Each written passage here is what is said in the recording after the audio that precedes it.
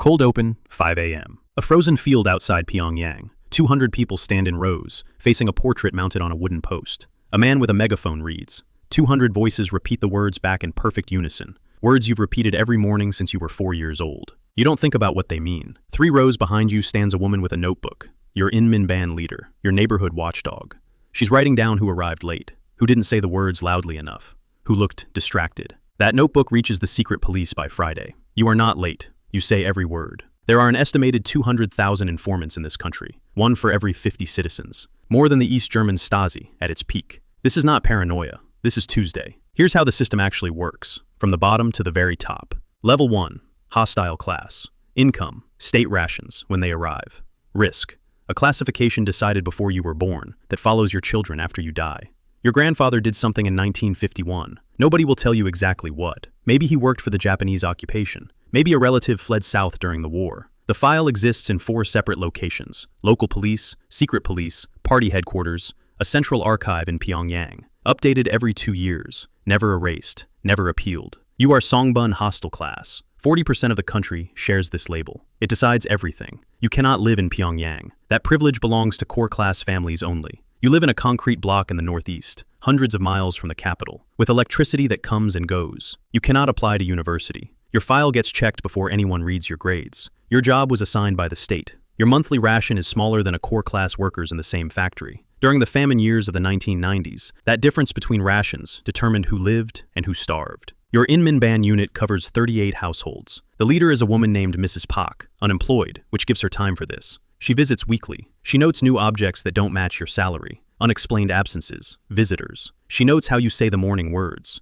You say them perfectly. You are 22 years old, and you are already calculating something Mrs. Pak's notebook will never see. Level 2. The market trader. Unofficial income. $50 to $200 a month. 3 times your state salary, and entirely illegal. Risk. Every transaction is a bribe away from disappearing. The ration system collapsed in the 1990s. The government never admitted it. People just stopped getting food and started dying. What rose in its place was the Zhangmadang, black markets. Illegal. Everywhere. Unstoppable. You sell Chinese soap. Bootleg USB drives loaded with South Korean dramas. Enough to get you sent to a labor camp if the wrong person sees one. Smuggled medicine. You set up at 6 a.m., pack up before the afternoon patrol. You know that patrols schedule better than your own work shift. The police know you're there. That's the arrangement. 5,000 won a week. About $1.50. Small enough to mean nothing to them. Large enough to mean everything. You also pay Mrs. Pak monthly. She marks you present at the factory while you're at the market. 7 other traders in your unit pay her the same way. Your real income is triple your official one. You hide the cash inside a wall, behind a loose concrete block. Banks report deposits to the party. Walls don't report anything. You're saving toward one number, 3 million won, about $2,800. That's the broker's price to cross the Tumen River into China, 200 miles north. You don't tell anyone what the money is for. Trust no one. The first rule of the Zhangmadang, and the rule that might keep you alive long enough to use what you've saved. Level 3, the party member.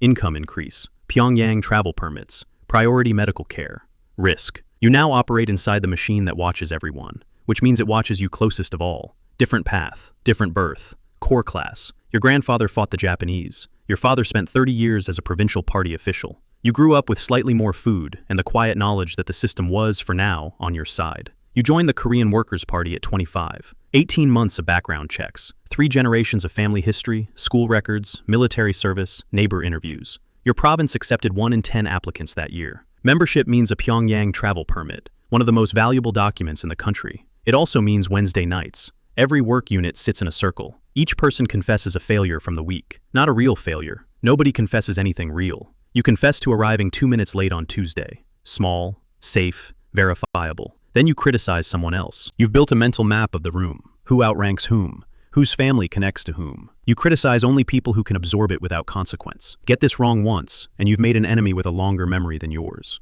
Twice a month, ideological study. The speeches of 3 generations of Kims. You can recite passages from memory. The tests aren't about knowledge. They're about whether your face shows doubt when you recite them. Yours never does. Not once. Not ever. Not even alone. Level 4, the Bo-Weebu agent. Compensation, classified. Real currency, near total immunity from the system you now enforce. Risk. In this system, the hunter is 1 report away from becoming the hunted. The Ministry of State Security doesn't recruit openly. A conversation with a supervisor, then another, an assessment you didn't know was happening, then an offer that wasn't really an offer. Your job? Find enemies of the state. In practice, it's bureaucratic. You attend community meetings, noting who asks uncomfortable questions. You run 5 or 6 informants per neighborhood unit. None of them know about each other. You review inminban reports for anomalies. Someone receiving packages from outside the province. A lifestyle that doesn't match a salary. Someone seen near the river. You conduct interrogations in a small room with 1 chair. You're not looking for information. You're looking for the shape of a person's loyalty. Whether their story shifts between the 3rd telling and the 7th. Whether they name other people to protect themselves. Almost everyone names other people. Loyalty extends exactly as far as fear reaches, not 1 inch further. Then one evening, your supervisor calls you in alone. An informant in your own network reported you. Seen talking to a man later found with a USB drive of South Korean content. He shows you the report. Your name is in it. You keep your face completely still. You pull out your own surveillance file on the same man, dated 3 weeks earlier. You were already building a case. The conversation was the assessment. Your supervisor reads it, nods, tells you to be more careful where you conduct assessments. You walk home and don't stop once. Here's what you understand now, with total clarity. There is no level of loyalty that buys permanent safety. There is only the question of who reports first. Starting that night, you keep a second set of records. Every order, every superior who gave it, every outcome. Insurance, the only kind that exists here. Interlude, the portrait. Every room you have ever entered, your home, your office, your school, the hospital, has the same portrait of Kim Jong Un, hung at the exact same height. There is a government protocol for cleaning the glass, circular motions, no solvents that could fade the image. If your building catches fire, the first thing you are required to save is the portrait, not your documents, not your children's clothes, not medicine, the portrait. You have never once thought this was strange. That's the part that should unsettle you most. Level 5, the general. Income, significant by local standards, plus access to imported goods ordinary citizens never see. Real risk. Over 340 senior officials purged or executed since 2011. Your rank isn't protection. It's a target with a number on it. 30 years in the military. 50,000 soldiers across 2 provinces report to you. You've stood in the same room as Kim Jong Un 11 times. That proximity is everything, and it is nothing. In December 2013, Kim's own uncle Jang Song-taek, once one of the most powerful men in the country, was dragged from his seat during a Politburo meeting, executed days later. Official charge, treason. Actual reason, as close as anyone outside ever determined. He had become too independent. You think about this every single day. Your job is to be visibly loyal and invisibly indispensable. Loyal enough that removing you looks unnecessary. Indispensable enough that removing you looks costly. You never disagree in meetings. You never propose anything before leadership has signaled it's wanted. You never build alliances with other generals that could look like a faction. The army itself, 1.2 million strong, the 4th largest on Earth, spends most of its time not training, but farming, building, and working factories that generate state revenue. You send weekly reports up the chain, accurate on logistics, optimistic on morale. Everyone at your level sends the same kind of report. Leaders who report bad news accurately, not because anything went wrong, because this time, nothing did. Level 6, the Defector. Cost, $2,800 minimum to a broker you can barely verify. If caught, 3 to 15 years in a political prison camp, and your family pays for what you did, even if they had no idea. Distance to freedom, 3,000 miles through China, Laos, and Thailand. Most people who attempt this do not make it on the first try. 2 years of saving, told no one. The broker contact came through a cousin who'd already made it.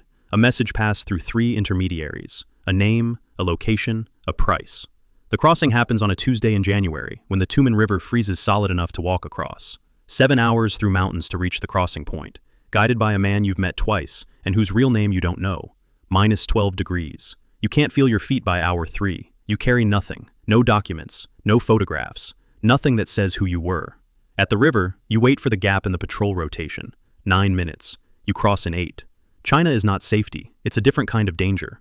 If Chinese police catch a North Korean defector, they send you back, and going back means the camps. You move only at night. 4 days to clear the border region, hidden in a truck's false compartment, then Laos, then Thailand. 41 days total. In Bangkok, you walk into the South Korean embassy. 6 weeks of processing, then a flight to Seoul. You step off the plane and stand on the jet bridge, not knowing what to do with your hands. People around you move fast, looking at phones, talking loudly. A wall advertisement shows a woman laughing at something on a screen. An ad for something you could just walk in and buy.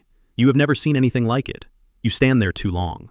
An official gently guides you forward. You are free. You are completely, terrifyingly alone. And it will take 2 years to learn how to use a computer, open a bank account, walk through a supermarket, or answer when someone asks what you want, because no one has ever asked you that question before. Freedom is not what you imagined. It's harder, stranger, More disorienting than anything the regime ever did to you. But it's yours. And no inminban leader, no Boweeboo agent, no notebook can ever take it back. Level 7. The cycle. The country doesn't stop when you leave it. 5 a.m. The same frozen field outside Pyongyang. 200 people in rows, facing the same portrait. A man with a megaphone reads the same words. In the third row, a 7-year-old girl in a coat too thin for the weather repeats them back. Words she's been taught since before she could form full sentences. She doesn't think about what they mean. Behind her, a woman is writing in a notebook. The girl says every word. She is not late. The cycle didn't end when you crossed the river. It's